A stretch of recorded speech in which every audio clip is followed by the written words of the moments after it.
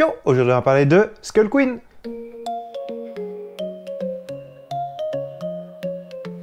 Alors, Skull Queen, comment ça se passe? Donc, c'est un jeu de plis semblable à Skull King où on va devoir prédire les plis qu'on va faire, mais là, ça change aussi par couleur. Donc, on a une planche pirate. On peut choisir au début de chaque partie si on veut que le 1 soit en haut ou le 1 soit en bas. À l'inverse, le 8. Comment ça va se passer? On va jouer une carte. Par exemple, je joue le 10 ici. Tout le monde va devoir fournir du bleu s'ils ont. Et celui qui aura mis, je vais prendre que moi pour l'exemple, comme ça, tac, tac.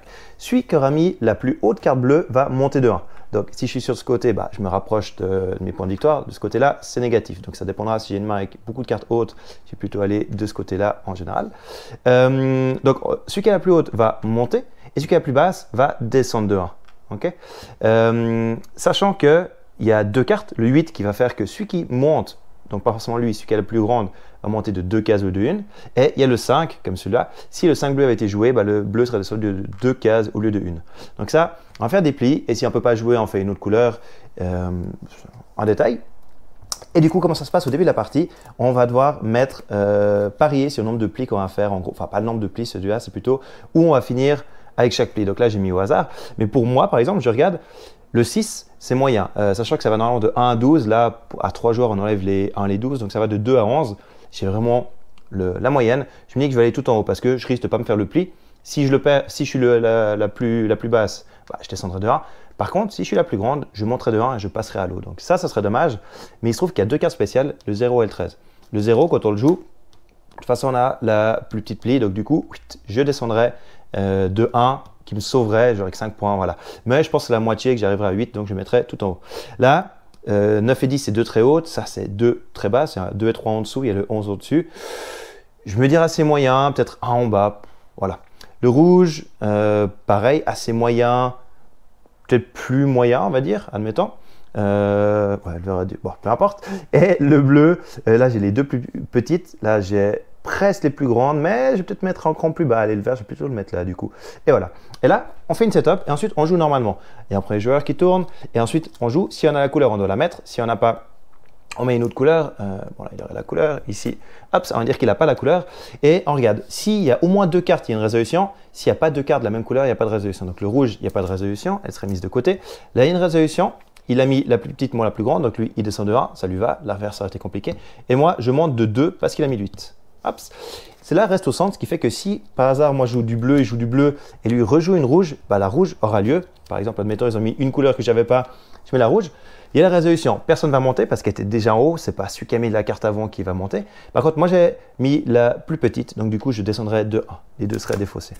Et on enchaîne comme ça jusqu'à qu'on n'ait plus de cartes. Si on tombe à l'eau, bah, 0 points. Et sinon, bah, le but c'est d'aller le plus haut possible. Et on compte les points à la fin de la manche. On fait autant de manches que le nombre de joueurs. Et celui qui a le plus de points à la fin de toutes les parties a gagné. Alors Skull Queen, qu'est-ce que j'en pense? Un jeu qui commence à dater un peu, il était directement au radar parce que Skull King a beaucoup de succès, j'ai beaucoup aimé, voilà.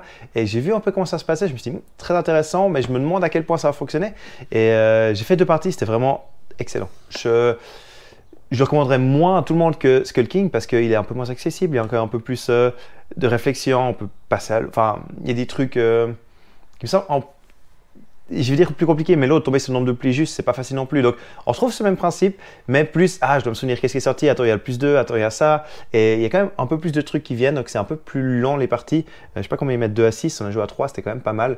Peut-être 4 à beaucoup. Tout le monde réfléchit, attends, je garde cette carte, on a moins, enfin, je sais pas, mais ça me semble peut-être mieux à moins de joueurs, peut-être. 3, 4, 2, je sais qu'il y a une variante, j'ai pas testé, mais bah, encore une fois, c'est mon avis. Sans avoir testé, c'est juste comme ça. Et du coup, ouais, très intéressant. C'est un peu, on prend le truc à l'envers, on se dit, ah bah, je vais gagner beaucoup de plis, donc il faut que je le mette en haut. Mais non, en fait, non, parce que du coup, je vais vite dépasser. Donc, mais il y a le plus 2, je peux pas calculer exactement. On se rend compte que si on n'a pas une couleur, c'est génial, parce qu'on met sur le point maximum, de toute façon, il va pas bouger, sauf si on a un 0 ou 13, mais voilà. Ouais, il y a pas mal de trucs qui rentrent en compte et j'ai trouvé vraiment excellent. J'ai hâte d'y rejouer. C'est un petit jeu que j'aime bien beaucoup les jeux de plis comme ça, et du coup, j'avais peur, hein. C'était Skull King, ils ont fait un Skull Queen, je me dis ouais, ils ont joué sur le truc, ils ont fait un deuxième avec, voilà. Et au final, non, c'est quand même assez différent tout en gardant ce même principe de prévoir le nombre de plis et puis on joue par couleur et puis voilà. Donc, je le recommande. Voilà, un peu en retard encore une fois, mais très bon jeu. Et rien d'autre à dire de plus. Comme d'habitude, j'espère que ça vous aura été utile. Et sur ce, je vous dis à la prochaine. Oh, j'y qu'on le perd là, le temps de jeu perdu. Les amis se moquent de tes espoirs déchus. La prophétie